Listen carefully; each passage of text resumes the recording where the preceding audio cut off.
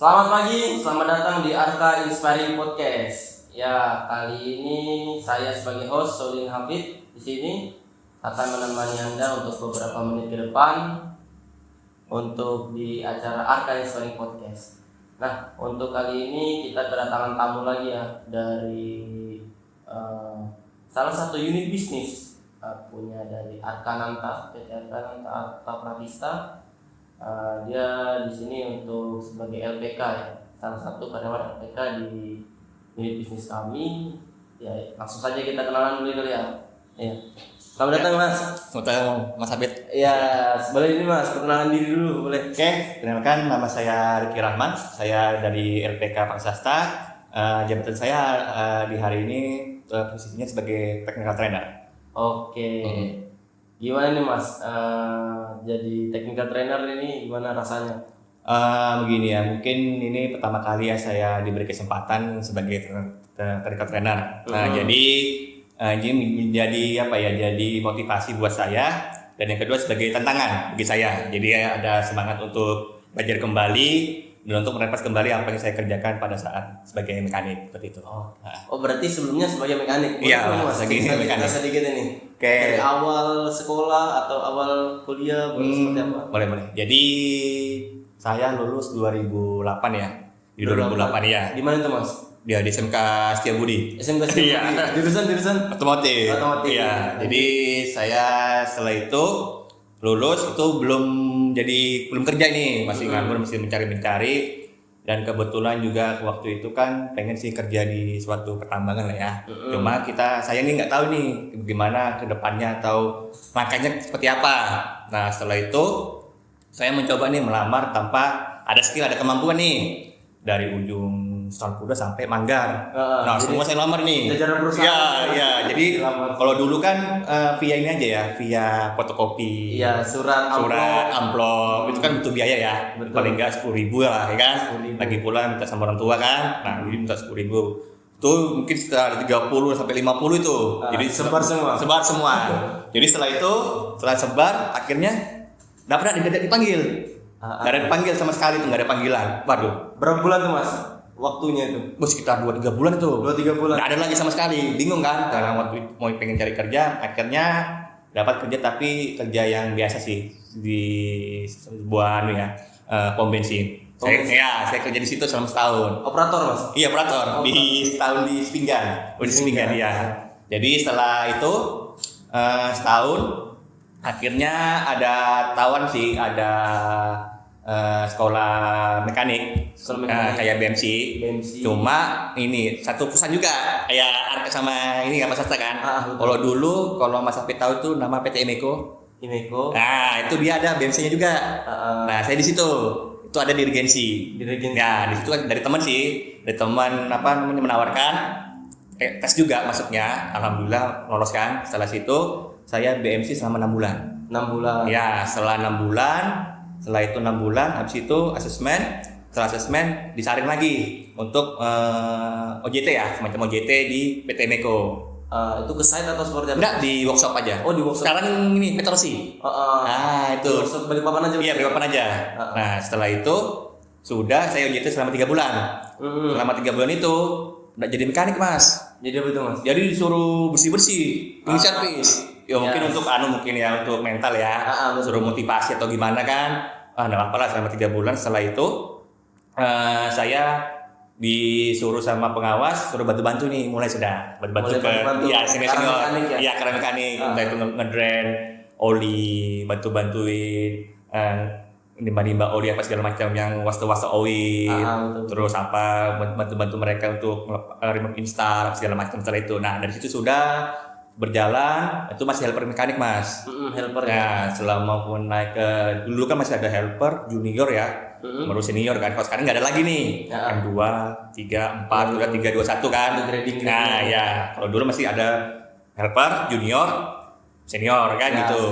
Setelah mau naik asesmen itu pesannya valid Mas. Ya, sudah PHK besar sih Mas. Karena tutup kan. Karena dia perusahaan rental, dan mungkin dari kosnya mungkin rentalnya mungkin agak mahal ya, karena mereka rentalnya itu kan dia langsung sama FMC ya, full maintenance service ya, sama mekanik sekalian kan. Betul. Nah karena perkembangan juga bisnisnya mereka juga di sini di Indonesia dia lagi down juga, akhirnya mereka kembali ke Australia semua.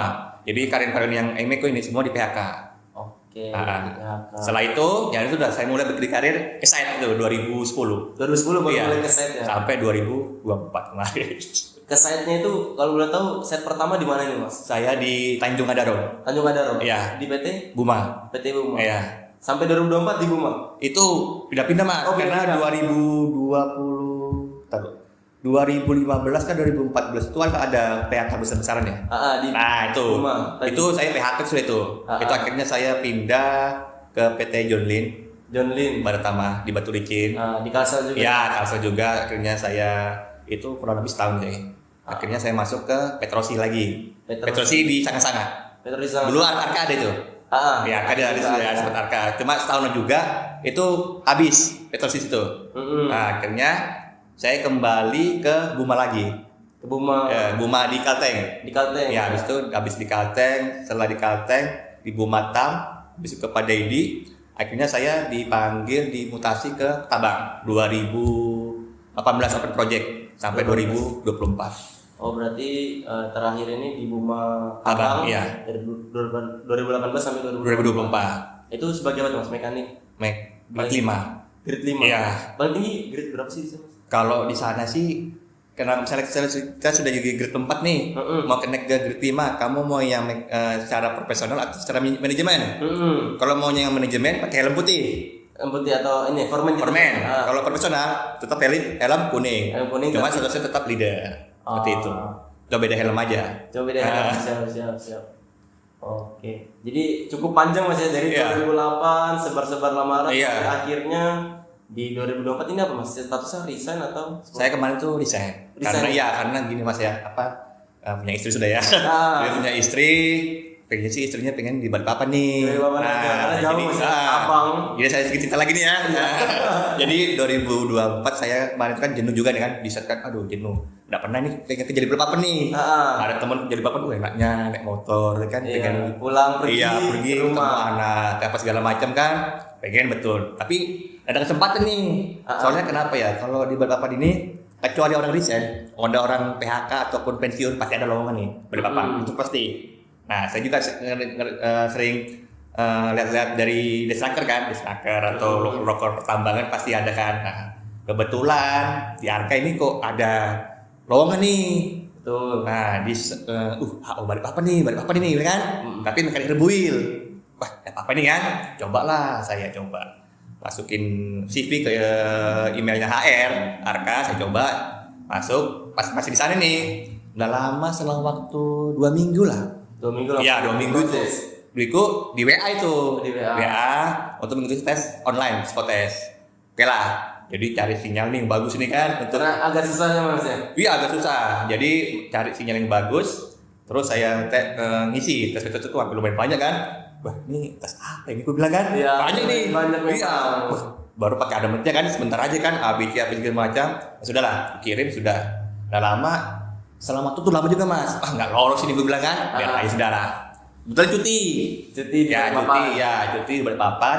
Kebetulan telepon sama HR. Jadi enggak sih, cuma di WA. Disuruh undangan interview di APS. Di APS. Ya, interview di APS jam 9 jadi saya ke sana. Sama teman juga itu. Ada teman. Teman juga ikut juga pernah sudah. Sama teman. Jadi kemarin itu interview sama Mbak Yani ya sebagai HR. Terus APS. Yang kedua sama Pak Bahar supervisor sama Pak Robi supervisor. Sudah semua saya jalankan seperti itu tiga-tiganya. Oke. Setelah itu dikabari lagi bilang kan, oke, mumpung masih cuti lah ya kan. Kalau bisa cepatnya lah kan dalam hati saya aja nih ya. Karena kan dari waktu juga kan. Ya, karena jauh juga. Iya, nggak bisa izin Mas. Karena kalau mau izin juga kita harus 1 bulan kerja dulu baru bisa. Walaupun emergency gitu. Ya, susah aja seperti itu. Kalau kita namanya ya kita jadi set ya. Kalau kayak orang tua sakit kalau kita sudah masih 2 minggu kerja nggak bisa izin. Harus sebulan kita kerja baru bisa izin emergency. Nah, saya lanjut lagi Mas. Setelah itu telepon lagi pas ada di jalan. Telepon pas di jalan. Jalan pulang itu Iya, langsung. telepon lagi. Mas Oh. mau interview user bilangnya kan. Interview user lagi. Iya. Loh Mbak, aku bilang kan ini loh sudah tadi saya di APS. Ada Mbak sama manajer kalau salah. Kayak Pandi mungkin ya. Iya. Nah, oke, bisa kapan Pak? Bisa hari ini bilangnya. Nggak bisa Mbak, saya bisanya besok bilang kan. Ayo Pak, besok aja ya pagi bilang kan. Tapi by phone aja sih kayaknya. Jadi pas di rumah ditelepon jam-jam 12 lah. Mungkin Pak Irfandi mungkin telepon, by phone. Setelah itu ngobrol. Oke, sudah memesan teknik segala macam. Setelah itu sebelumnya itu trainer Pak siapa ya? Mas ini nih, Mas Andi kayaknya. Mas Andi. Iya. Atau kan Pak Bibin. Enggak, Mas Andi kayaknya. Mas Andi. Nah, habis itu Pak Irfandi. Nah, sudah semua ini sudah lamaan nunggu aja nih, mungkin tinggal minta check up aja nih kan. Telepon lagi. Sebagai trainer ini, apa lagi? Gue bilang trainer ini gue bilang kan, mau apa? Gue bilang banyak betul. Gue bilang interview kan, iya. Bingung juga aku ini. Baru, Pak Awan bilang, Pak Awan, sebagai trainer bilangnya. Terus tanya, Mas, tanya kan, dan ada lihat di CV saya pernah BMC kan, BMC, terus tanya tentang teknikal segala macam. Nah, di situ dia nawarin sebagai trainer. Nah, gue bilang loh, Pak, gak salah kah? Gue bilang kan. Nah, karena kan saya kan sebagai mekanik nih ngelamarnya, dari Boil. Dia bilang, loh Mas, kalau memang ada kesempatan, kenapa nggak coba? Dengan seperti itu kan. Juga sih Pak, gue bilang kan, cuma saya ini butuh refresh lagi lah Pak. Butuh belajar lagi, karena pelajaran-pelajaran yang dulu-dulu ini sudah berarti lupa lah. Karena kita sibuk dengan kerja. Pulang kerja, mes, makan, tidur, sudah itu aja kan kerjaan kita kan. Nah, karena gitu udah Mas, nanti kita bimbing, modul juga sudah ada, jadi sampai untuk belajar aja harus kembali. Oke lah, setelah itu saya mau. Sudah, habis itu interview lagi Mas. Sudah TKO. Iya, banyak interviewnya gue bilang. Sama manajer HCS. Pak Yudi, iya, Pak Yudi 2 kali. Terus Pak Yudi sampai ke sini, akhirnya oke lah. Jadi terakhir sama Pak Yudi ya saya interviewnya 2 kali sampai ke sini juga ngecek lokasi terus gimana. Terus belajarnya gimana, karena cukup nyaman sih di sini kan. Oke lah, jadi saya iakan aja agreement, ngomong sama istri, bilang istri ya oke aja, sudah saya agreement. Akhirnya saya bergabung itu di bulan Juli karena 2024, karena bilangnya Pak Yudi harus cepat, karena dikejar saya ini, karena kan mau onset nih. Dia bilang, oh ya sudah Pak, jadi dikejar. Karena mau ada running ini ya, program itu ya. Nah, program Bistraker nih sampai bulan Oktober ya. Nah, itu saya kejar seperti itu. Dan akhirnya sekarang saya sebagai trainer di Prasta. Siap. Tapi untuk sendiri Mas, kan tadi atas izin istri juga kan? Iya. Rumah di mana menurut kamu? Di Manggar. Di Manggar. Iya. Cukup lumayan lah. Iya. Walaupun ya tapi tetap pulangnya kan tetap ke rumah. Iya, ke rumah. Iya. Sore itu. Nah, baru tantangannya dari Mas Diki sendiri sebagai di awal nih, apa aja sih menurut Mas Diki tantangannya? Pertama sih kita harus ini ya, kalau sebagai trainer juga saya pernah juga sih kalau saya sebagai murid juga trainer ngomong apa jelaskan, kadang kita sebagai murid jenuh apa segala macam. Nah, saya juga rasakan nih sebagai trainer juga nih. Nah, kembalikan sudah kena karmanya kan.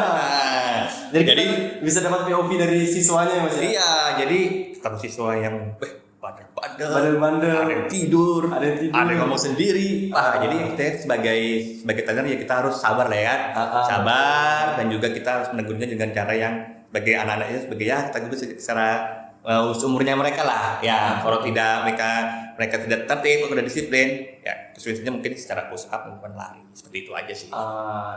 Jadi ini ya lebih tantangannya lebih ke ya bermacam-macam orang. Iya, bermacam-macam orang, karakternya beda-beda kan. Karakternya beda-beda. Tapi untuk ini Mas, kalau kayak kadang kan ada orang tuh yang nggak bisa ngomong di depan. Nah, itu gimana tuh? Awalnya gitu juga. Awalnya seperti itu. Pertama, belajar apa ya, saya materi itu basic engine apa itu. Sudah aman lah ya kan? Pasti inget kan? Ya, materi pertama. Ya, ingat. Basic engine ya. Masuk. Bleng ya kan? Pegang tangan dingin. Apa ini gue bilang kan? Pointer di mana pointer? Pointernya masih aman aja pointernya. Aman kan? Masih aja aman kan? Bingung mau ngomong apa ya? Gue bilang kan? Pede aja sudah kan? Ini murid di depan berapa nih Mas? 32. Iya. Siap. Ya kan namanya murid kan berarti tahunnya saya sebagai trainer kan? Nah, udahlah pede aja sudahlah. Sudah saya buka materi, saya buka modulnya. saya jelaskan di PPT segala macam. Dari situ udah selang-selang waktu setengah jam sudah agak nggak enak nih. Agak enak. Ya, kayak santai. Agak ngikutin ya, alus kan. Sudah 1 hari sudah berjalan dengan lancar, enak sudah nih. Kedua, ketiga, sudah enjoy sudah. Enjoy sudah. Juga bisa bercandaan, saya bisa maju mundur keliling, itu nanya ke teman-teman apa segala macam yang nggak tahu gimana. Jadi saya bisa mengiramakan suasana lah, seperti itu. Jadi semakin meningkat ya, semakin jam terbangnya. Ya, saya juga belajar juga mas. Iya, saya juga sama-sama saya ini belajar juga. Iya, jadi yang dulu-dulu nih saya refresh kembali itu karena ya namanya saya di usia yang saya seperti ini kalau mau refresh kan agak apa ya lambat sih ibaratnya. Ya, karena berapa sih mas tuh? 35. 35an ya. Tapi termasuk muda masih. 36 ya, sudah 36 ya. Ya itulah. Oke. Nah jadi mungkin dari Mas Riki dari tantangannya untuk materi-materi dasarnya itu berarti ya sama kayak soft skill kayak untuk public speaking. Ya itu penting itu mas. Jadi saya di sini alhamdulillah kesempatan ya sama perusahaan terus sebagai trainer karena apa? Karena public speaking, melatih public speaking, ngomong sama orang banyak itu penting. Karena juga saya tidak pernah seperti kayak gini, jujur selama hidup saya. Tapi saya mekanik kan? Mekanik? Ya. Kalau paling cuma saya TikTok aja. P5M biasa aja kan, P5M 4 orang mekanik ya wajar. Itu juga kedua siswa orang. Beda orang. Iya, kadang Pak Awan datang melihat, wah sudah ya kan. Nah itu yang bikin saya sebagai tantangan untuk belajar public speaking seperti itu. Dan juga nih ya public speaking ini kan juga nggak cuma di sini. Iya betul. Kadang di kehidupan atau di tempat keluarga. Iya keluarga di rumah. Itu ada dari apa rapat RT apa kan bisa ya. Sambutan. Iya mungkin acara PD mas. Iya sudah PD seperti itu. Oke. Nah tapi dari sisi trainingnya Mas Riki nih udah pernah di training apa aja nih kalau boleh tahu? Dari mana? Dari perusahaan sendiri atau? Kalau kemarin sih cuma satu leadership aja sih. Leadership ya? Itu siapa itu yang? Pak Yudi. Oh Pak Yudi. Oke. Jadi sudah sempat di training leadership. Sudah di situ aja. Berarti bisa tuh nanti bisa minta training public speaking itu mas. Mungkin kan sekarang public speaking udah ini nih lumayan jago tapi kan lebih mantap lagi kalau sudah di training. Ya betul. Itu betul sih butuh training lagi sama public speaking itu lebih lebih mantap lagi lebih pede lagi. Ya lebih pede lagi, lebih enjoy lagi lah ya. Tapi untuk di ini mas di Prasasta sendiri mungkin lagi running program apa nih? Kalau boleh tahu. Kalau untuk sementara sih belum ada, cuma nanti ada program yang prabayar ya. Prabayar. Iya, yang berbayar ya. Iya, berbayar. Mungkin tahu runningnya di bulan belum tahu sih, rencana sih bulan ini, cuma belum ada orang yang mau mendaftar, cuma beberapa aja sih yang mau mendaftar. Polling ya sekitar insya Allah tahun depan sih. Oke. Targetnya tahun depan ya. Iya. Terus untuk biasanya nih mas beberapa trainer itu ada nih sertifikasi lainnya selain soft skill tadi kayak trainer of trainer, TOT. Ya TOT seperti itu. Apakah mas tertarik untuk untuk mendapatkan sertifikasi itu atau? Nah kalau itu saya tertarik banget kalau TOT ya. Cuma ini sih dari situ juga saya respect lagi ya ke saya juga masih baru aja di sini sebagai trainer kan. Ya paling enggak kalau misalnya ada kesempatan nih mau TOT perusahaan misalnya saya TOT kan paling enggak ya setahun dulu lah saya. Setahun dulu ya. Biar ini mas banyakin portofolio juga. Iya. Juga ini sih beberapa persyaratan TOT itu dia ya itu tadi portofolio tadi yang kita sudah pernah jalanin biasanya dilampirkan kan. Ya itu makanya harus setahun dulu. Kalau mau 6 bulan gini kayaknya belum walaupun memang sudah siap tapi lebih siap lagi kan. Iya. Iya, insyaallah ya kan. Jadi jatuhnya nanti berjalan dengan lancar. Seperti itu. Selain tadi mas program Disnaker, mungkin kan ada beberapa siswa tuh ada yang terbaik. Apakah memang dari LPKS ini memberikan kesempatan lah kepada siswanya itu untuk bergabung ke Arka atau seperti apa nih mas? Kemarin sih programnya ini jadi 3 terbaik. 3 terbaik tuh. Jadi dijotikan di APS di Arka. Di Arka. Dia sekarang sudah running kok. Oh sudah running. Jadi mekanik rebuild gitu ya? Iya magang dia. Magang ya. Kayak kemarin kayak saudara Vino yang kemarin itu. Oh iya. Dia magang dia 3 bulan. Cuma dibilang dari manajemen dari APS, dia bilang cuma ini aja OJT, belum di hire karena slotnya sudah full.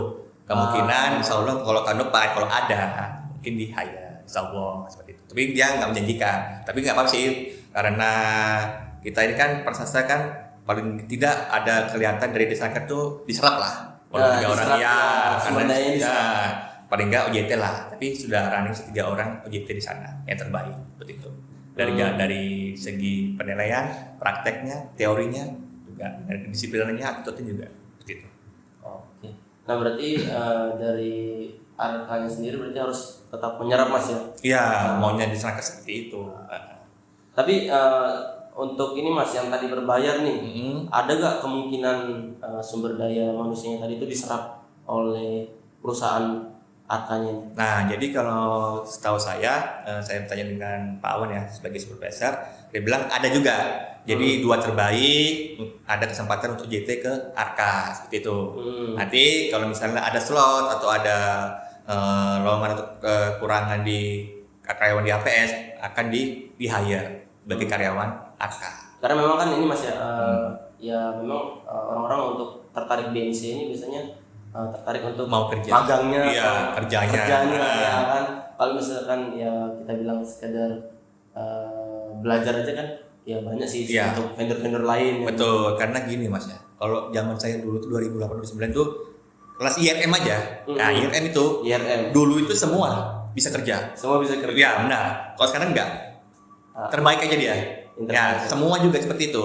Cuma kalau saya lihat di LPK yang lain, dia itu supaya dia tuh kasih tulisan CV siswa akan disebarkan ke perusahaan jika dibutuhkan. Seperti itu aja dia. Cuma itu aja. Kalau untuk dijamin kerja 100%, kayaknya nggak ada belum. Kayaknya nggak tahu kenapa tahun ini lagi kalau dulu kalau dulu ya biar mau jelek tetap kerja mereka walaupun dengan gaji yang minim lah ya kan. Karena untuk mencari pengalaman itu memang IRM itu lagi lagi dulu itu kan. Dengan ya dibayar juga. Kalau dulu masih 3 jutaan dulu 2008-2009 itu langsung kerja kan 2 bulan kerja kan 3 bulan langsung kerja lempar ke Astra Group ya kan ya semua. Kalau sekarang nggak bisa 5 terbaik kalau salah 5 terbaik berarti ada beberapa kandidat terbaik aja ya? Iya yang bisa untuk kerja. Untuk ini Mas dari prasastranya sendiri kira-kira kalau kita bilang vendor-vendor lain tadi sudah cukup luas ya namanya di kalangan masyarakat. Apakah prasastra ini ya ada cara tersendiri untuk memperluas namanya atau seperti apa nih? Kemarin dari tim admin ya ada juga sih dia punya program. Jadi dia programnya itu sebagai go to school. Memperkenalkan prasastra ke sekolah, ke tempat kuliah maupun ke tempat ya LPK sih semacam lembaga pelatihan kerja lah. Jadi dari sekolah SMK, SMA, kuliah-kuliah itu nanti akan dipromosikan. Jadi kita akan datang ke sekolah-sekolah. Iya. Sementara itu dulu Mas ya. Iya. Mereka kan SMK berapa? SMK 6 kemarin ya? SMK 6. Ya, nanti rencana nanti udah salah Setiabudi sama Kartika kayaknya. Rencana itu. Apalagi udah ini Mas ya. Udah mau kelulusan ya kan? Iya, banyak nih. Ini. Pengennya mau kemana ini kan saya kan. Ya cuma ini kendalanya cuma satu aja sih Mas dengan harga segitu. Nah, ini jadi PR buat peserta juga sih. Dari kan namanya saya ngerti juga. Jadi orang tua itu kan pengennya anaknya kerja kan. Nah, setelah itu dengan gaji dengan uang segitu apakah kerja. Nah, itu kan anak penyanyi itu kan pasti pengennya kerja kan. Nah, itu PR proses seperti itu nanti. Entah itu mungkin peserta bisa menyalurkan ke perusahaan-perusahaan lain kah atau gimana. Nanti kedepannya mungkin akan seperti itu. Jadi kayak salah bersupply juga sih hitungannya gitu. Jadi semoga cepat berkembang ya. Iya.